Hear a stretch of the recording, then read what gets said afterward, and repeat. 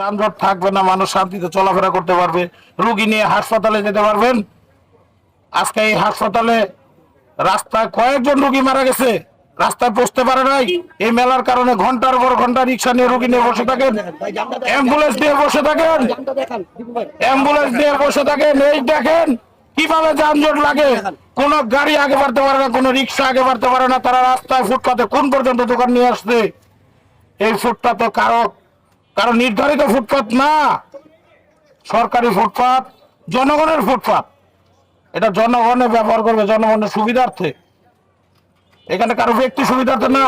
আজকে যে বাবুবাজার থেকে শুরু করে আমাদের চকবাজার মিটফোর্ড রোড, যে প্রতি শুক্রবার দিনেই সকাল 6টা থেকে একদম বিকেল সন্ধ্যা পর্যন্ত, এখানে রাত পর্যন্ত দোকানদারি করে।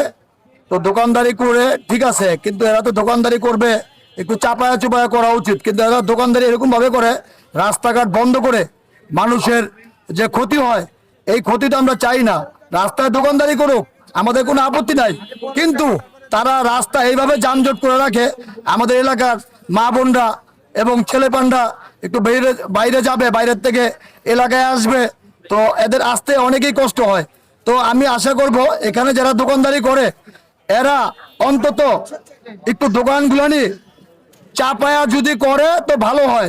আমরা এলাকাবাসী যারা সপ্তাহে 6 দিন দোকান বা ব্যবসা বাণিজ্য করি, সপ্তাহে একদিন শুক্রবার আমাদের ফ্যামিলি নিয়ে আমরা বের হব, বা আমাদের ছেলেমেয়েরা যারা সুন্দরভাবে এখানে খেলাধুলা করবে, সেই পরিবেশটা আমাদের আগে ছিল। কিন্তু এখন আপনার যারা ফুটপাতে ব্যবসা করেন, আপনাদের ব্যবসা করতে তো আমরা কোনো সমস্যা করতেছি না বা বলতেছি না যে আপনারা দোকানপাট করতে পারবেন না, কিন্তু আগে যেরকম ছোট পরিসরে ছিল, এখন বর্তমানে এই ফুটপাতটি এত বড় হয়েছে যে আমরা নির্বিঘ্নে চলাচল করতে পারি না।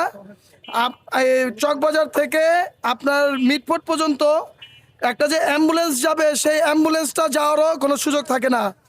তো আজকে আপনার বাংলাদেশ জনস্বার্থ কমিটি একটি যে উদ্যোগ নিয়েছে, এই উদ্যোগে আমরা এলাকাবাসীর পক্ষ থেকে সবাই তাদেরকে সহযোগিতা করে আমরা চাই যাতে এলাকার মানুষ, এলাকার জনগণ যারা আছে তারা সুন্দরভাবে থাকতে পারে। এই মিটফোর্ড বাবুবাজার একটা গাড়ি অ্যাম্বুলেন্স যাবে এরকম কোনো পরিস্থিতি নাই, যে মানুষ প্রচণ্ড ভোগান্তিতে থাকে।